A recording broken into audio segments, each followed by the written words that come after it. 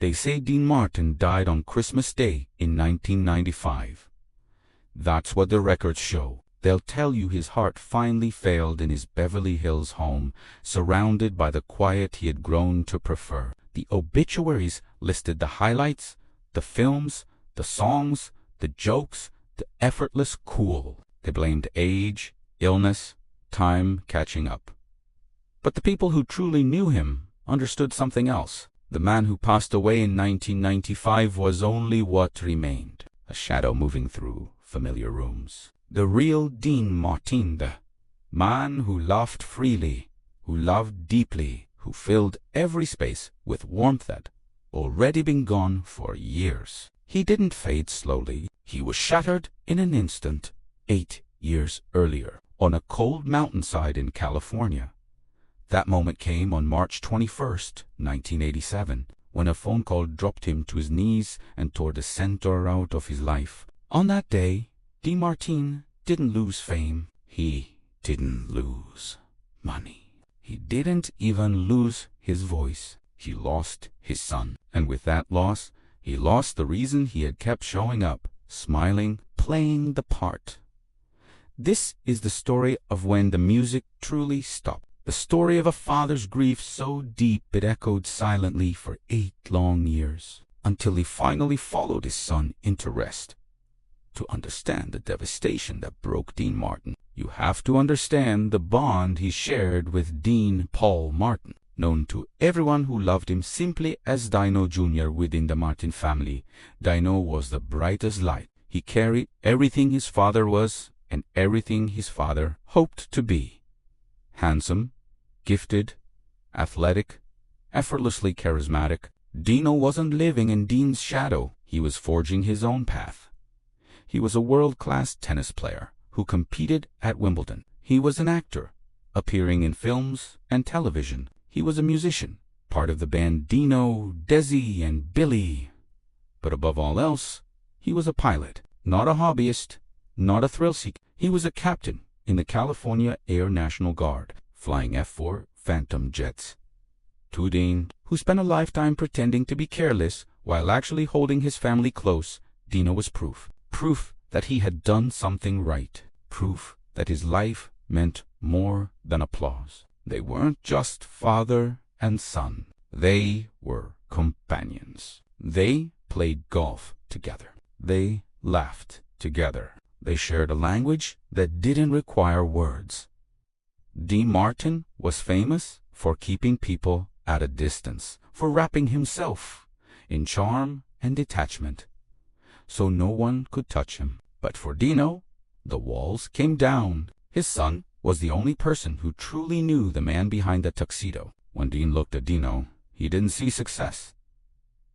He saw continuity. He saw a future where the Martin name carried forward, not through show business illusion, but through real accomplishment and character. Dino grounded him. When Hollywood felt empty, when expectations became unbearable, when even friendship turned heavy, Dean would look at his son strong, fearless, serving his country on, feel a pride that no standing ovation could ever equal. He called him Captain. He talked about him endlessly. In Dino, Dean Martin found something fame had never given him: peace. "That's my boy," Dean would say, tapping a photo of Dino in his flight suit. "He flies jets. I just sing songs." It sounded like a joke, but it was the most honest thing he ever said. He admired his son with a quiet awe. And that unspoken bond is what made what happened in March of 1987 not just heartbreaking, but soul-destroying. March 21st, 1987 began like any ordinary Saturday in Los Angeles, but high above, in the San Bernardino Mountains, something dangerous was forming. A sudden, violent snowstorm wrapped itself around the peaks of Mount San Gorgonio, the tallest mountain in Southern California. The weather turned savage. Heavy clouds swallowed the sky. Snow erased all visibility. Wind screamed through the ridges. Captain Dean Paul Martin and his weapons systems officer, Captain Ramon Ortiz, were scheduled for a routine training flight. They were flying an F-4 Phantom a Parva jet built for speed and combat. But that afternoon, nature was stronger than steel. They lifted off from March at a space. With a simple plan, climb through the cloud layers and head out toward clearer desert air. Back in Beverly Hills, Dean Martin was at home. He may have been watching television, maybe a golf match or an old movie, relaxed, unaware that 60 miles away his life was balancing on a knife's edge. At 1:52 in the afternoon, Dino's jet requested a left turn from air traffic control to avoid the massive storm clouds ahead. The request was approved. But inside the chaos of the storm, surrounded by whiteout conditions that erased the horizon and stripped the sky of all reference points, something went fatally wrong. The jet, traveling at more than 400 miles per hour, did not turn away from danger. It turned straight toward it. Mount San Gorgonio is unforgiving, a wall of granite and ice rising more than 11,000 feet into the sky. In the blinding snow, there would have been no warning, no time to react. One instant, they were flying. The next, everything ended. The jet slammed into the mountain with overwhelming force. The explosion was instant, violent, and quickly smothered by the storm itself. A fireball swallowed by Snowdot. In Beverly Hills, the phone was still silent. The afternoon light may have broken through the clouds above Dean's home. He felt no warning, no ripple, no instinctive shudder. He didn't know that his son, his pride, his future had vanished from the sky. But the silence had already begun. On radar screens at March Air Force Base, the signal disappeared. Controllers tried again and again. Phantom 6, respond. Phantom 6, do you read? There was no answer, only static. And inside that static lived the beginning of a nightmare that would never truly end. The news didn't arrive all at once. First came concern. A delay? A missing return. Then the phone rang. At Dean's house, not with the sound of his son's voice, but with an official tone that froze his blood. "Mr. Martin," the voice said, "your son's aircraft is missing. Missing. Missing. The most cruel word imaginable. It offers hope, but drags terror along with it. For the next 3 days, Dean Martin entered a private hell. The storm over the mountain was so severe that rescue teams couldn't reach the site. Helicopters were grounded. Search crews were forced to wait while time stood still. And Dean waited with them, trapped between hope and dread, suspended in a silence that would never truly leave him. Search teams on foot were forced to turn back again and again as avalanches thundered down the slopes, and visibility dropped to nothing. Inside his Beverly Hills home, Dean Martin sat frozen in place. He didn't sleep. He didn't eat. He smoked endlessly, one cigarette bleeding into the next, the room filling with a dull blue haze that mirrored his despair. His eyes stayed locked on the telephone, as if staring hard enough might will it to ring with the impossible. His mind tortured him with hope. Maybe Dino had ejected. Maybe he was alive somewhere on the mountain, wrapped in a parachute, injured but breathing, waiting to be found. Maybe he was cold, terrified, but alive. Dean clung to those thoughts the way a drowning man clings to driftwood. Friends tried to reach him. Frank Sinatra called. Sammy Davis Jr. called. Jerry Lewis called. Dean barely responded. The legend was gone. What remained was a father shaking in his pajamas. Stripped of all armor, he paced endlessly, wearing paths into his carpet, whispering prayers he hadn't spoken since childhood. Promises spilled out of him in broken fragments. "Take everything," he begged. "Take the money, take the fame, take the songs. Just give me my boy back. Just give me my boy." But the sky stayed silent. The storm kept howling. The mountain remained sealed, hiding its secret beneath layers of snow. Every passing hour became its own form of punishment. Not knowing was agony. He would pour himself a drink, stare at it, then push it away, ashamed for even considering relief while his son might be alone in the cold. Time stopped meaning anything. There was only waiting. On the third day, the weather finally loosened its grip. Helicopters rose into the air. From above, search teams saw the wound carved into the granite. They found the wreckage scattered against the mountainside. There was no parachute, no sign of escape. When the confirmation came that Dino had died instantly on impact, Dean didn't shout. He didn't break furniture. He folded inward, as if the framework holding him together had simply failed.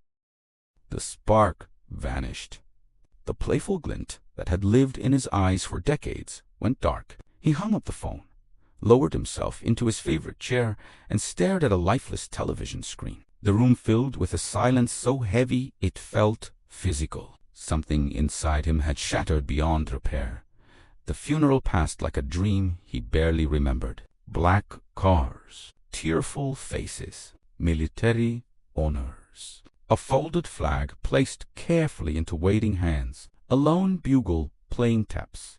D. Martin was present in body only. He moved mechanically, hidden behind dark glasses, not for style, but to conceal eyes swollen and emptied of light. People spoke to him. Hands touched his shoulder. Words of comfort were offered. None of it reached him.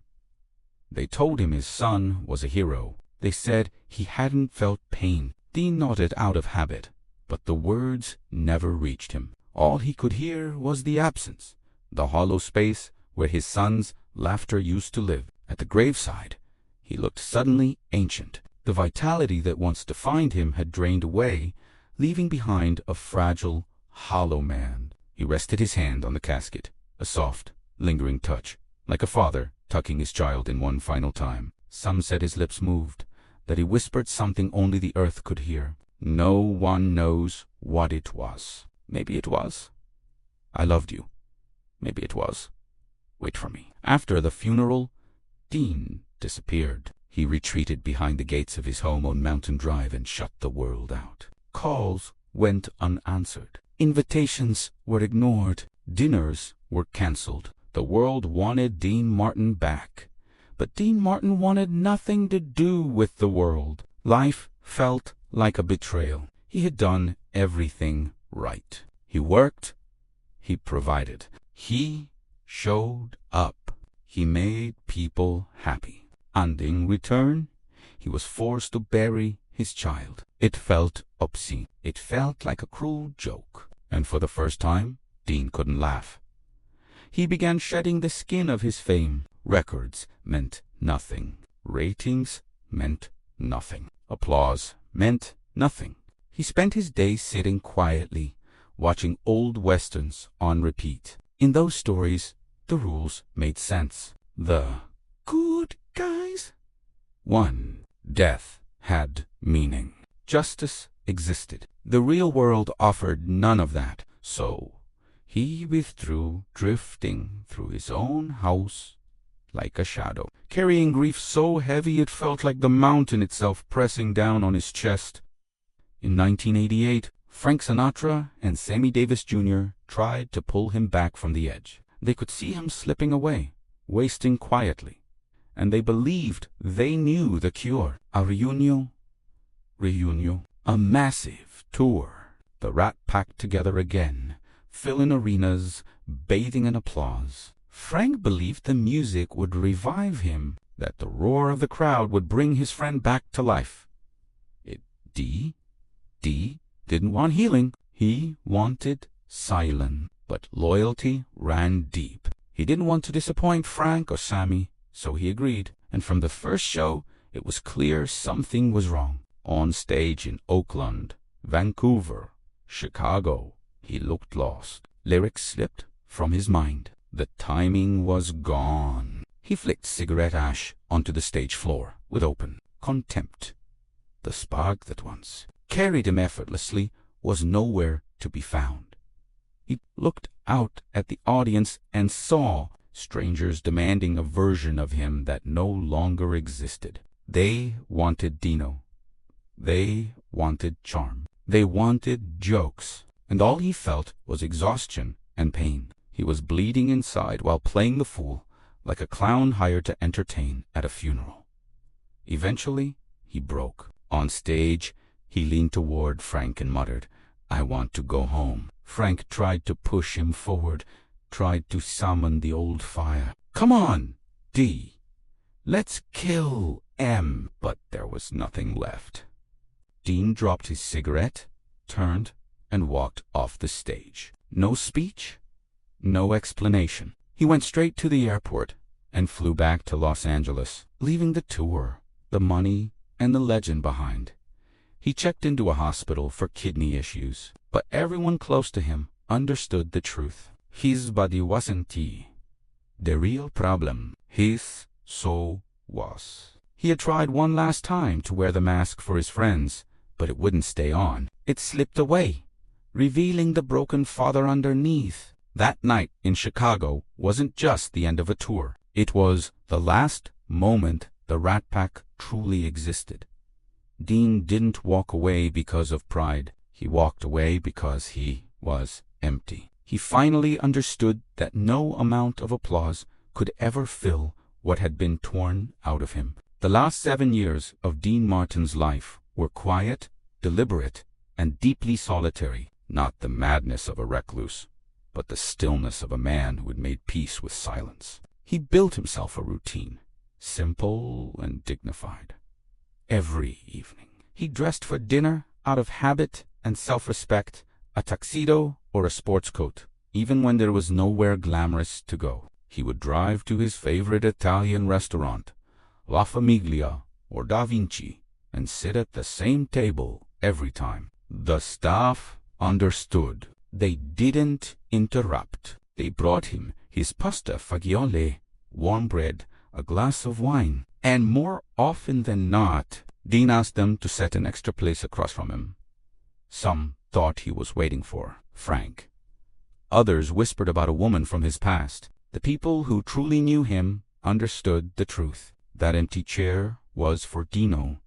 He was having dinner with his son. He would sit there for hours, eating slowly, barely touching his food, staring into space as if listening to a conversation only he could hear.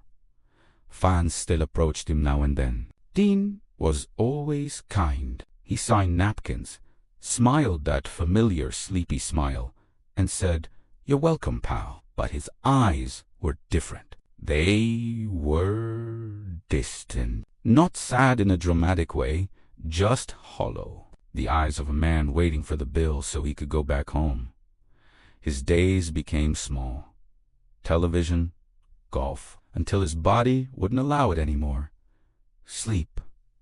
He wasn't crying anymore. He wasn't raging. He was simply absent. He wasn't living forward. He was waiting, serving Chimmy, a prisoner of existence, hoping for release. He missed his friends. When Sammy died in 1990, it cut deep, but the greatest ache never moved. It stayed fixed on that mountain. He once told a friend, "I'm not scared of dying. Why would I be? Everyone I love is already there." It wasn't despair. It was exhaustion. Faith mixed with surrender. The king of cool had become a quiet monk of grief, finding a strange comfort in loneliness. Then, at last, the end came. Christmas Day, 1995. A fitting date for a man whose voice had defined holiday warmth for generations. Dean Martin lay in bed, his breathing shallow. Years of cigarettes had destroyed his lungs. But it wasn't emphysema that took him. It was grief. Grief had worn down his will to stay.